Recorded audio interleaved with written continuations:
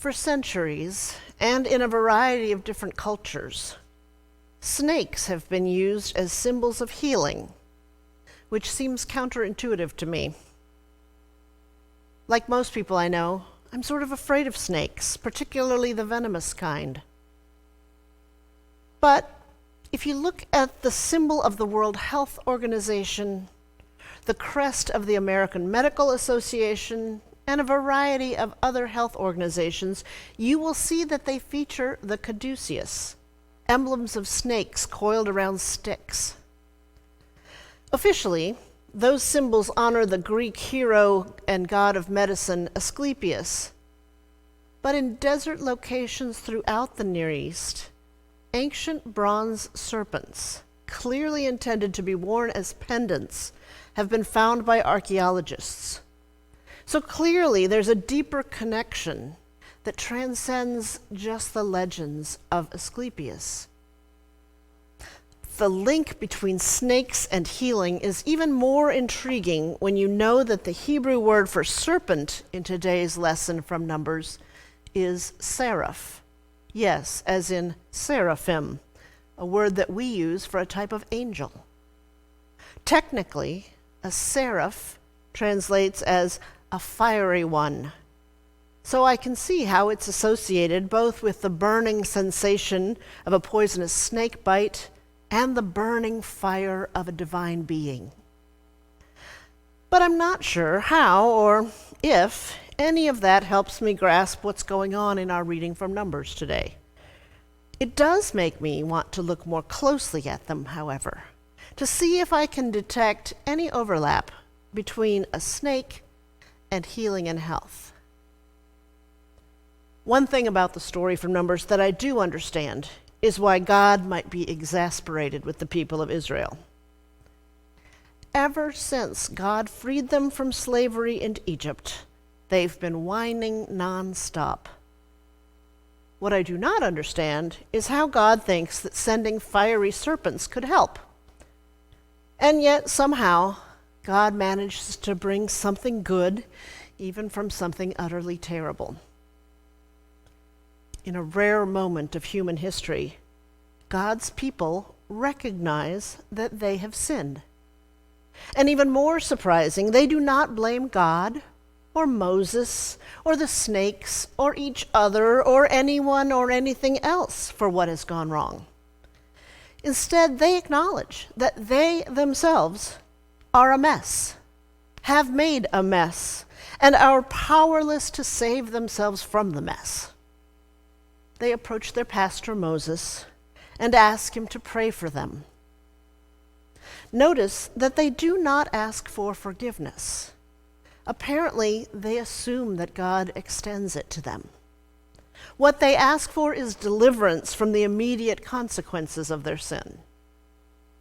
In response, God tells Moses to lift up a serpent on a pole and command the people to look up at it. Why? I don't know. Maybe it's because there is power in facing our fears and our faults. Seeing a source of poison for what it really is can be an important step toward healing. Ask anyone who's been through a 12-step recovery process. The first step is always seeing a thing for what it is and calling it by its real name. Only then can the healing begin. Or maybe the power of this moment is that God asks the people to do the opposite of what we usually do when we are scared or in pain. Our instinctual response to a traumatic moment, both physically and emotionally, is to curl in on ourselves like a porcupine protecting its tender tummy. I doubt that it's a coincidence that Luther seized on the Latin phrase incurvatus in se, to be curved in on ourselves, when he was describing sin. Luther proposes that sin is the unwillingness or inability to pay attention to God, to creation, to our neighbors, to anything besides ourselves because we are so focused on us. What God is asking of the Israelites is that they not curl up into a ball of self-absorption in the midst of their pain and shame. God commands that they look up. I'm not sure why or how looking at a snake on a stick provides healing for God's people, or really what connection Jesus is trying to make when he seizes upon this image to describe himself in today's reading from John's Gospel. But like the serpent, Jesus' mission to the world is one of revelation. But as with the serpent, his arrival is a mixture of rescue and punishment. Jesus asserts that his being lifted up on a cross is not a moment of humiliation or loss, as it appears to be, but is instead his greatest moment of glory and triumph, which makes about as much intellectual sense as looking at a snake statue in order to be made well. But our connection to Jesus, the one who heals and saves the world, is not an intellectual arrangement. It's much more intimate than that. In this short passage from John's Gospel, the word believe is used 5 times. But the Greek translation is much more accurately not believe, but trust. Whoever trusts in Jesus may have eternal life. Everyone who trusts in Jesus may not perish, but have eternal life. So on and so on. John 3:16 has been much misinterpreted in various unhelpful ways, but the message is this: a deep, abiding confidence in God's steadfastness. Believing in God does not equate to spending eternity in heaven or hell. Believing in God, trusting in God's grace, has everything to do with how people live here and now. God's motivation for sending Jesus to be among us was not condemnation or judgment, but was love and mercy and solidarity. Jesus acknowledges, however, that people loved the darkness more than the light. So God's intention may have been for healing, but humanity could not, would not see it. Think back to how we've seen people behaving during the past year when presented with choices of self-preservation or sacrifice for the well-being of our neighbor. From hoarding toilet paper, to refusing to wear masks, to pushing to the head of the vaccine line ahead of those more vulnerable, people do not always opt for the loving path when given a choice. Not trusting God's abundance condemns people not in the great sweet by and by, but right now in the present, to live lives that are narrower, more paltry, and less joyful than they could be. There's only so much wonder that we're able to see or appreciate if we're always gazing at our own navels. God knows we've all been bitten by the poisonous snake of sin.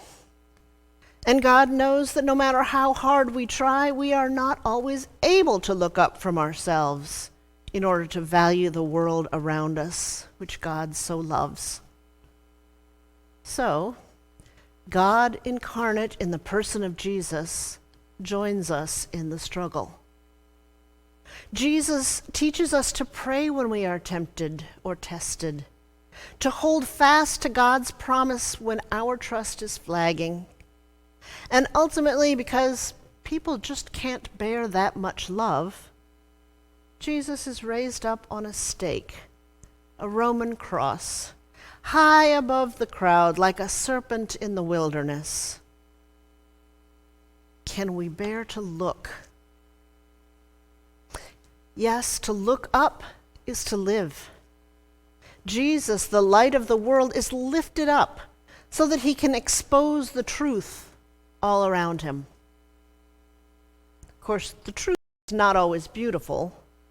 A lot of the truth of our world and ourselves involves human mistakes, wickedness, apathy, and hatred prompted by fear or selfishness. But exposing these failures to the light also means shining a light of God's unending love and work on our behalf. When we turn our eyes to the light of the world, we see and accept our failings alongside God's love. Not above it or eclipsing it, but side by side, our own frailty and God's own divine majesty reign. We see the cross and we see that that is where life is freely given. So gazing up at the cross can guide us not just to despair, but also to life. It is a sign of God's profound love for all creation, self-giving love meant for the well-being of all. So look up. Seeing Jesus, the light of the world on the cross, enables us to view the world and ourselves more clearly in all the splendor and horror of the truth that is there.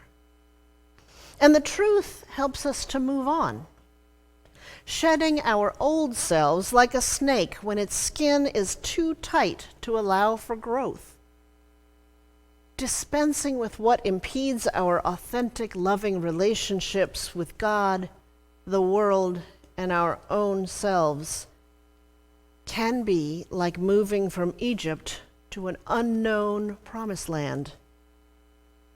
It's risky and frightening, and even though we were stifled before in captivity, at least we knew what to expect.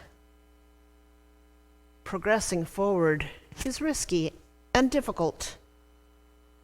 Of course, complaining doesn't help. The advice that God gives is just keep looking up. Notice that you are not traveling alone, that God travels with us through the wilderness. We don't need to be afraid. Thanks be to God.